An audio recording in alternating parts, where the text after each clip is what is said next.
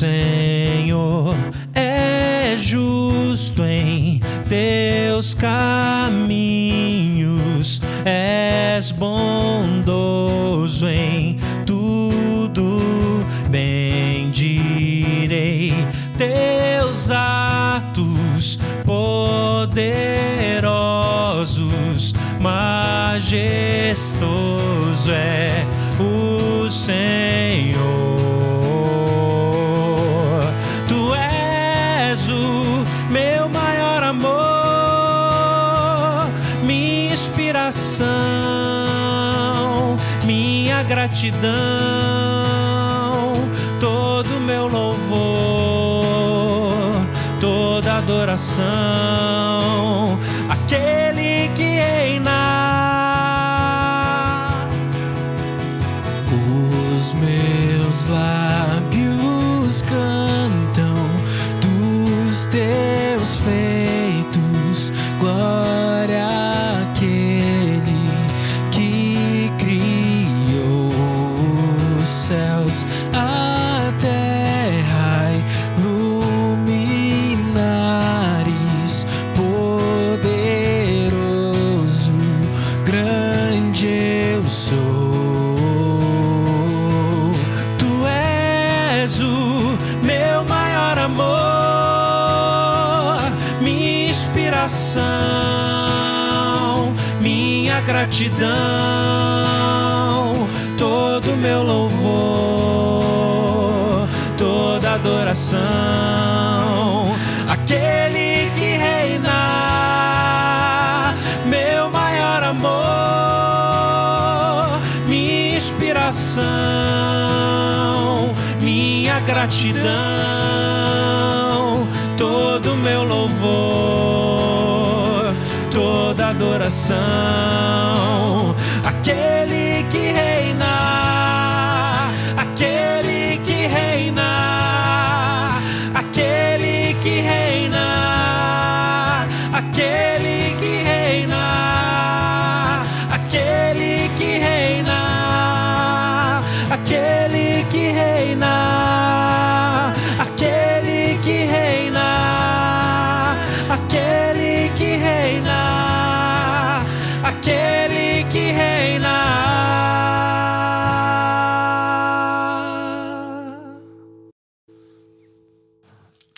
Aleluia.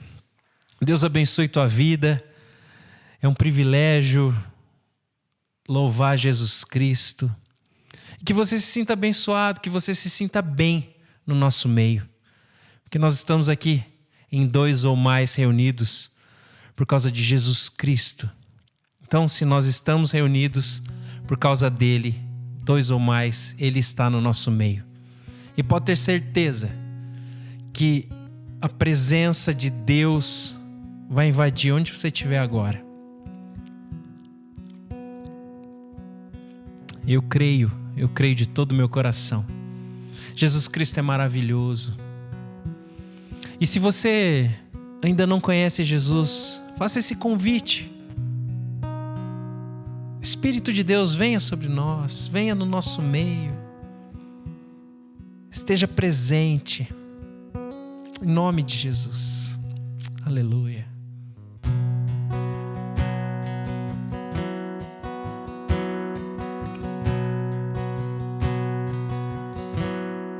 Estamos aqui, Espírito vem, reunidos, Espírito vem, em teu nome, Espírito vem nos encontrar,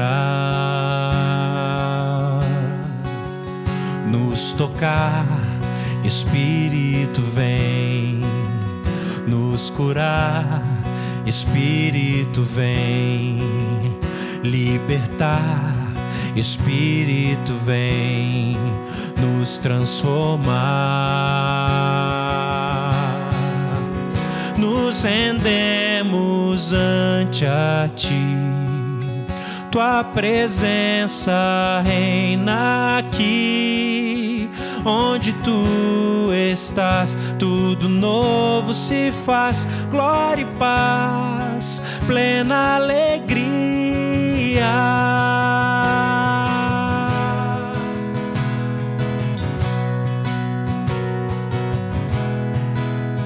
Te exaltamos, Espírito vem. Te adoramos, Espírito vem. Glorificamos, Espírito vem. O Pai revelar.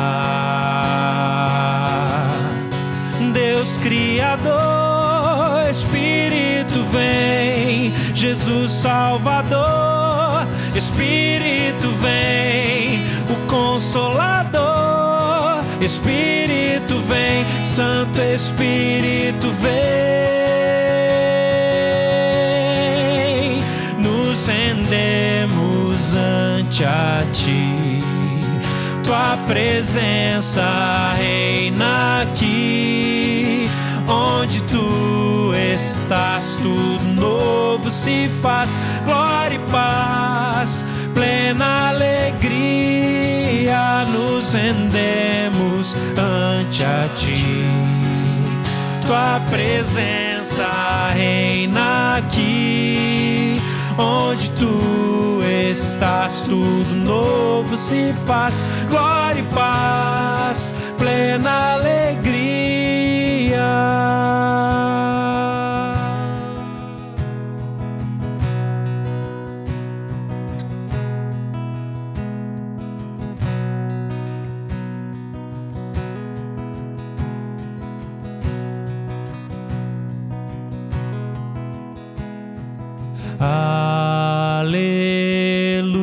Aleluia, glória ao Rei, glória e honra ao Trino Deus. Aleluia, glória ao Rei, glória e honra ao Trino Deus. Nos rendemos ante a Ti. Tua presença reina aqui. Onde Tu estás, tudo novo se faz. Glória e paz, plena alegria. Nos rendemos ante a Ti. Tua presença reina aqui. Onde Tu estás, tudo novo se faz. Glória e paz, plena alegria.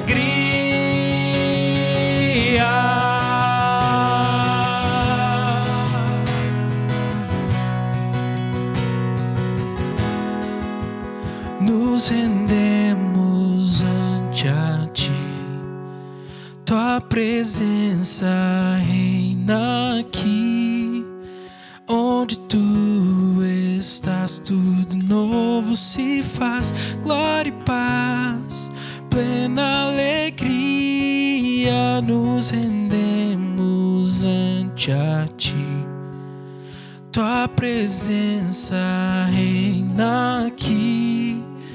Onde Tu estás, tudo novo se faz. Glória e paz, plena alegria.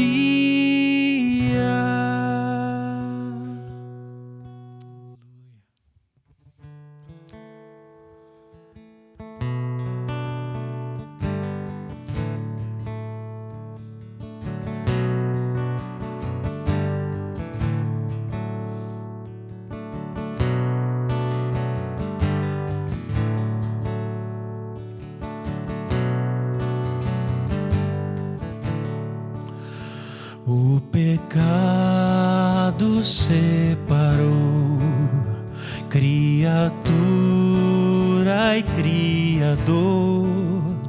Parecia ser o fim, mas grande é Teu amor por mim.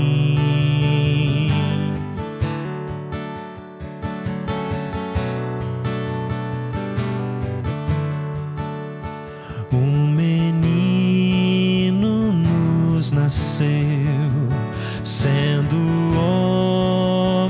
como eu, mas viveu e não pecou.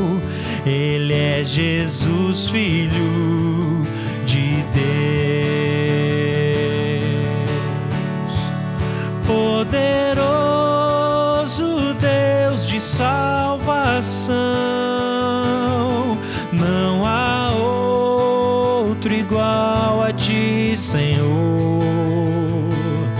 Nada se compara ao teu amor. Só o Senhor é bom e reina.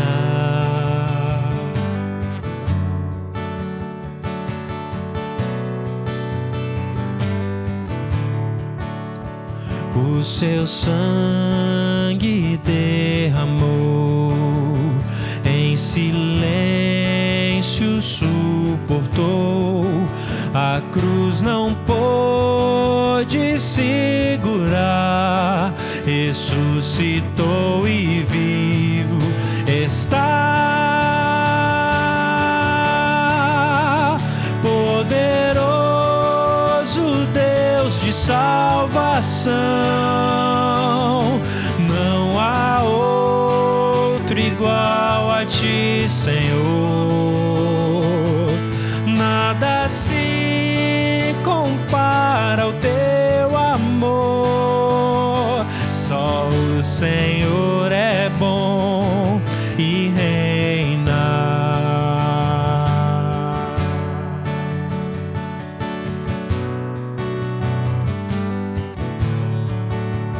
Cristo em breve voltará e virá para me levar para um lugar que não tem fim, pois grande é teu amor por mim. Cristo em breve voltará e virá para me levar para um lugar que não tem fim, pois grande é teu amor por mim. Glória e honra só a ti, Senhor. Tu és santo e digno de louvor. Nada se compara ao teu amor. Só o Senhor é bom e reina.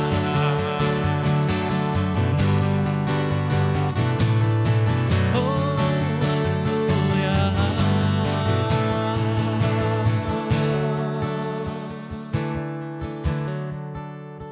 Glória e honra só a ti, Senhor.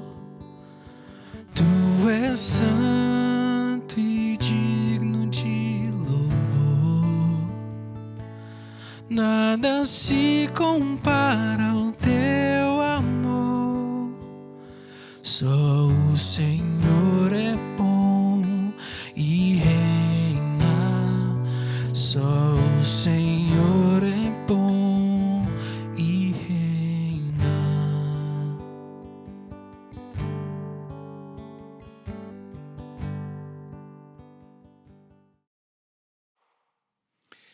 Hoje nós vamos continuar falando a respeito do que é essencial para a vida do cristão. Toda vez que eu falar o que é essencial para a igreja, eu não estou falando daquele prédio, eu não estou falando daquele salão, eu não estou falando daquela denominação, eu estou falando da igreja de Cristo, das pessoas. Igreja é o ajuntamento de pessoas que amam ao Senhor Jesus, são seguidores de Cristo. Então, os seguidores de Cristo se unem e formam essa igreja. Se essa união é física ou não, não muda nada. Que nós chamamos da igreja visível e a igreja invisível. A igreja invisível é o quê? São todos aqueles que creem no Senhor, mas que não estão perto, não estão juntos. Mas é uma igreja do Senhor Jesus Cristo. Então, vamos falar um pouquinho hoje sobre intimidade com Deus. Isso é essencial para a vida do cristão. Mas tem alguns conceitos equivocados a esse respeito, e eu quero trazer para você. Por exemplo, as pessoas acham que ter intimidade com Deus é falar com Deus de vez em quando. Eu falo com Deus, ele é meu chapa. Né? Tem gente assim que não tem... Para mim é uma falta de respeito muito grande, mas... não quero julgar ninguém, Deus abençoe você, mas tem gente que acha que intimidade é orar por um problema específico. Intimidade é conhecer alguns versos da Bíblia de cor. Intimidade é participar de um culto, de uma reunião de oração, de um evento, ou é trabalhar na igreja, ou é fazer um ministério específico. Eu tenho intimidade com Deus. Mas não é. Não necessariamente. Então, o que caracteriza essa intimidade com Deus? Para isso, eu quero trazer para você um conceito muito legal de um livro do Josh McDowell. Ele fala sobre preceito, princípio e pessoa. O que é preceito, princípio e pessoa? Ele diz o seguinte, que todo preceito, ou todo mandamento, ou toda ordem de Deus tem um princípio por detrás. Esse princípio por detrás tem o próprio Deus como pessoa. Então, é o preceito, o princípio e a pessoa. Por exemplo, quando a Bíblia diz não matarás, qual é o princípio que está por detrás disso? O princípio é o princípio da vida, a valorização da vida. Então, não matarás é o preceito. Qual que é o princípio? O princípio é vida é muito importante, permita que a vida exista. E qual é a pessoa que está por detrás disso? Jesus é a vida. Certo? Preceito, princípio e pessoa. Por que é importante a gente saber disso? Porque nessa relação preceito, princípio e pessoa, eu começo a compreender um pouco mais a profundidade desse relacionamento com Deus.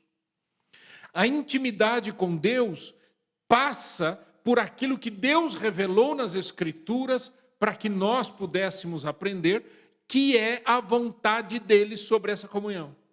Ter comunhão com Deus, andar com Deus, viver com Deus, ter essa relação, esse relacionamento com Deus. Então, os preceitos são mandamentos.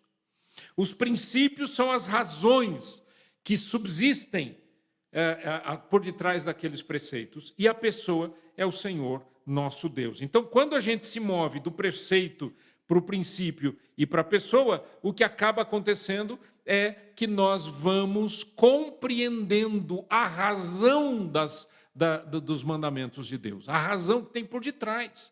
Você quer ver uma coisa? Por exemplo, esse mandamento que eu peguei sobre não matarás, certo? Está dentro dos 10 mandamentos. Mas quando Jesus falou sobre isso, ele diz, ouviste que foi dito aos antigos, não matarás. Eu, porém, vos digo, qualquer que se encolerizar contra o seu irmão é réu de juízo. Por quê? Porque a vida está sendo quebrada quando o preceito de não matarás. Então, se eu... mas eu não mato, nunca matei ninguém. Talvez você tenha matado com a sua boca. Talvez você tenha matado com o seu coração. A gente não mata a pessoa só quando aquele ser humano deixa de existir, mas quando ele deixa de existir para mim. Quando eu mato essa pessoa dentro de mim. Quando eu destruo essa pessoa dentro de mim. Então veja que quando Jesus fala no Sermão da Montanha, ouviste que foi dito aos antigos, não matarás. Por exemplo, ele diz, ouviste que foi dito aos antigos, não adulterarás. Eu, porém, vos digo, qualquer que olhar para uma mulher com intenção impura, já adulterou no coração. O que é que Jesus fez? Ele explicou que por detrás daquele mandamento existe um princípio. Qual que é o princípio? O princípio da fidelidade, o princípio da pureza. Quem está por detrás disso tudo? Deus. Por quê? Porque Deus é puro. Certo? Deu para compreender isso? Então, essa relação é que me faz compreender, por exemplo, um texto como Jeremias, capítulo 9, versos 23 e 24. Dizem assim esses versos. Assim diz o Senhor, não se glorie o sábio na sua sabedoria, nem o forte na sua força, nem o rico nas suas riquezas, mas o que se gloriar, glorie-se nisto, em me conhecer e saber que eu sou o Senhor e faço misericórdia, juízo e justiça na terra, porque destas coisas me agrado, diz o Senhor. Então, como é que fica o meu relacionamento com Deus, a minha intimidade com Deus? Se o Senhor diz, olha, aquele que se glorie, glorie-se nisso. Quer dizer, se tem alguma coisa que você deve se alegrar, é em conhecer a Deus. Porque conhecendo a Deus, há uma mudança completa em toda a minha história e no meu dia a dia. Vamos falar um pouquinho sobre o nosso dia a dia. Como que um cristão vive? Presta atenção, tem muita gente que diz, eu sou cristão. E aí você diz, geralmente a pergunta que vem depois disso é, que igreja? Aí a pessoa diz, da igreja X. Você não daquele pastor fulano de tal? Ai, que legal, né? Esse é papo nosso, né? Mas, na verdade, é uma conversa inócua. Porque ser cristão não é pertencer a essa igreja ou aquela igreja, estar aqui ou estar ali, frequentar aqui, frequentar ali. Ser cristão é ter tido uma experiência de mudança interior completa que a Bíblia chama de novo nascimento. Tudo começa quando o meu espírito nasce de novo. O meu espírito, quem eu sou internamente. Com o meu espírito eu tenho relacionamento com Deus. Por isso que tem gente que fala assim, eu não consigo ouvir a Deus, porque está pensando que vai ouvir a Deus com o ouvido, né, com a orelha. Não, você ouve a Deus com o seu espírito. Por isso que a pessoa diz assim, puxa, eu estou sentindo que Deus está me dirigindo para isso. Porque esse sentir não é mental, não é sentir físico, mas é um sentir espiritual. Então, ser cristão inicia-se no novo nascimento. O ser cristão, o ser seguidor de Jesus começa com o novo nascimento. Quando a minha vida é transformada pelo poder do Espírito Santo e o meu espírito acorda. Acorda! E quando eu acordo espiritualmente, a minha vida começa a ter um novo sentido. E aí, o que acontece com o meu dia a dia? O que acontece com o meu dia a dia é que o meu dia a dia vai ser absolutamente afetado pela minha relação com Deus. Nesse andar com Deus, o meu dia a dia é afetado, os meus planos são afetados, os meus sonhos são afetados, a minha boca é afetada. Até hoje, quando eu digo para as pessoas que me conhecem muito bem, principalmente minha esposa, meus filhos, eu digo, olha, antes de me converter, eu tinha uma boca tão suja, eu falava tanto palavrão. E as pessoas dizem, eu não acredito, eu não imagino você falando palavrão. Graças a Deus, que não me imagino falando palavrão. Mas assim era a minha vida antes de conhecer a Cristo. Mas quando eu nasci de novo, quando a minha vida foi transformada pelo poder do Espírito Santo, mudou a minha boca, mudou a minha fala, mudam as minhas intenções, a maneira de eu olhar para as pessoas. Hoje mesmo eu estava agradecendo a Deus e dizendo, Senhor, muito obrigado, porque em todos esses anos de vida e ministério, 37 anos de ministério, ou até um pouco mais antes de ser ordenado pastor. Em todos esses anos, 40 anos de ministério, uma das coisas mais incríveis que o Senhor tem me guardado é guardado o meu coração em pureza. Eu sempre tratei as pessoas com muito respeito, principalmente do sexo oposto. Misericórdia, misericórdia. As senhoras como minhas mães, as mulheres da minha idade como minhas irmãs, as mulheres mais novas como minhas filhas. Deus sabe que o que eu estou falando é verdade e as pessoas que me conhecem sabem que eu estou falando verdade. Mas por que isso aconteceu na minha vida? E por que isso continua acontecendo? Porque ter intimidade com Deus altera a maneira como eu vejo o mundo. A minha cosmovisão muda. Cosmovisão é como eu vejo o mundo. Por exemplo, Paulo disse para Timóteo, presta atenção nesse texto, 2 Timóteo 3, 16 e 17. Toda a Escritura é inspirada por Deus e útil para o ensino, para a repreensão, para a correção, para a educação na justiça, a fim de que o homem de Deus seja perfeito e perfeitamente habilitado para toda boa obra. Olha que interessante, existe uma dinâmica nesse texto. E eu gostaria que você prestasse bem atenção nessa dinâmica. Ele diz que toda Escritura é boa, é importante, é necessária, é fundamental para nos ensinar.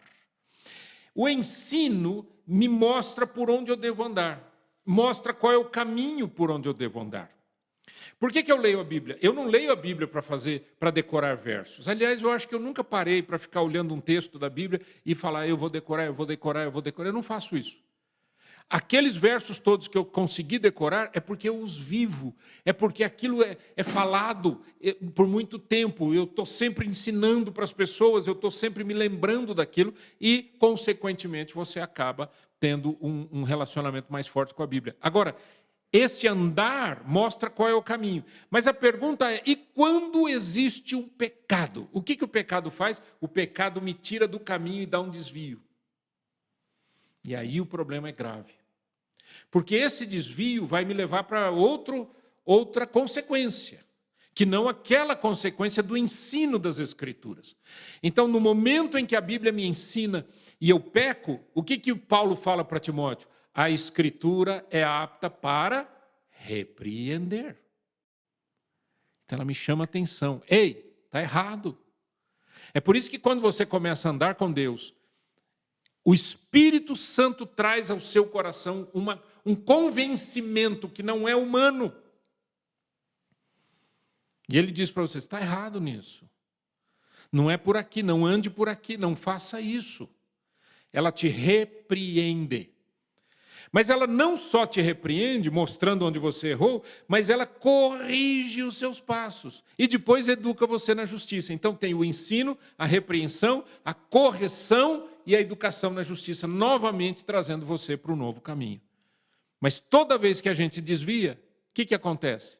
Eu perco tempo, eu perco energia, eu perco relacionamento com Deus, eu perco um monte de coisa. Então, quando eu ando com Deus e eu quero viver com Deus, eu preciso primeiro o quê? Conhecer as Escrituras. Conhecer o que a Bíblia ensina. Olha só o que é escrito em Colossenses 3,16. Habite ricamente em vós a palavra de Cristo. Instruí-vos e aconselhai-vos mutuamente em toda a sabedoria, louvando a Deus com salmos e hinos e cânticos espirituais, com gratidão em vosso coração. O que precisa acontecer? Habite ricamente em vós a palavra de Cristo. Um dia Jesus, conversando com as pessoas, ele disse, errais não conhecendo as Escrituras e nem o poder de Deus. Errais não conhecendo as Escrituras e nem o poder de Deus. Não conhecer as Escrituras distorce o meu andar. Por que tem muita gente militando em erro, equivocando-se o tempo todo? Porque essas pessoas não andam baseadas nas Escrituras, na lei de Deus. Andam baseados em sentimentos ou interpretações de terceiros e assim por diante. Então, primeiro é importante conhecer as Escrituras e depois examinar as Escrituras. Tem gente que fala, não, eu conheço a Bíblia e tal. E você crê em Deus? Não, eu sou ateu. Tem gente assim, que ama a Bíblia e é ateu. Por quê? Porque não examina e não tem intimidade com aquele que é o Senhor das Escrituras. A Bíblia diz em Atos 17 que o apóstolo Paulo e juntamente com Silas foram para Bereia. E ali chegados, dirigiram-se a uma sinagoga dos judeus, e a Bíblia diz, ora, estes de Bereia eram mais nobres que os de Tessalônica, pois receberam a palavra com toda avidez, com toda fome, examinando as Escrituras todos os dias, para ver se as coisas eram de fato assim. Examinar as Escrituras. Então não basta eu dizer, eu conheço esse texto. Já ouvi muita gente falar sobre isso. Né? Eu chego para a pessoa e digo assim, não, porque a Bíblia diz, sim, eu sei. Mas nunca examinou para saber o quê? Como que esse texto se relaciona com o meu dia a dia. O que é que conhecer esse texto gera em mim para que eu possa viver uma nova história? O que mais que eu preciso? Terceiro, perseverar nas Escrituras. Atos 2,42 diz que eles perseveravam na doutrina dos apóstolos. Eles perseveravam. Eles se mantinham firmes. Eles se mantinham fiéis. Jesus fala lá em João 15, se vós permanecerdes em mim, se vós permanecerdes na minha palavra. É um relacionamento para sempre. Não é um um toque interessante de um momento bonito, como tem gente que fala, eu fui num lugar, nossa, arrepiei tudo e não sei o quê. Que beleza, e daí? Saiu dali arrepiado e o que virou isso na sua vida? Que decisão você tomou? A decisão que eu tomo é a decisão por Cristo. Deixa eu falar uma coisa aqui para você, bem olhos nos olhos. Se você ainda não entregou sua vida a Cristo, faça isso agora. Faça isso agora e faça-no saber. Sabe, tem um pontozinho aí nessa nossa plataforma que está escrito assim, levanta a mão. Você pode clicar, sabe por quê? Porque é importante para a gente saber como que essa mensagem está sendo levada para o mundo inteiro. Através dessa plataforma, sabe quantas pessoas já clicaram nesse botão? 1 milhão de pessoas. 1 milhão de pessoas já disseram, sim, eu quero Jesus Cristo na minha vida. Mas eu não preciso apenas, ou eu não posso apenas conhecer as Escrituras, examinar as Escrituras, permanecer nas Escrituras, eu tenho que praticar as Escrituras. Praticar. Tiago 1,22 diz, tornai-vos, pois, praticantes da palavra e não somente ouvintes. Eu preciso viver as Escrituras. Por exemplo, Paulo diz a Timóteo, ninguém despreze a tua mocidade, pelo contrário, torna-te padrão dos fiéis. Na palavra, no procedimento, no amor, na fé, na pureza. Ou seja, Timóteo, viva a palavra, pratique a palavra. Não deixe que nada tire de você esse amor, esse ardor pelas Escrituras Sagradas. Você quer ter intimidade com Deus? Primeira coisa, entrega a sua vida a Cristo. Segundo, ande com Cristo, lendo as Escrituras, conhecendo as Escrituras, examinando as Escrituras, vivendo as Escrituras, praticando as Escrituras, não é? Permanecendo nas Escrituras, de tal maneira que a sua vida é uma vida completamente transformada. Vamos orar? Eterno Deus, em nome do Senhor Jesus Cristo, eu peço ao Senhor, ó Deus, que o Senhor toque no coração de cada homem, cada mulher, cada jovem, cada criança que estiver ouvindo essa mensagem, para que se entregue ao Senhor Jesus e tenha uma nova história, uma nova vida. É assim a minha oração em nome do Senhor Jesus. Amém e amém. Nos rendemos ante a Ti, Tua presença reina aqui, onde Tu estás, tudo novo se faz, glória e paz, plena alegria.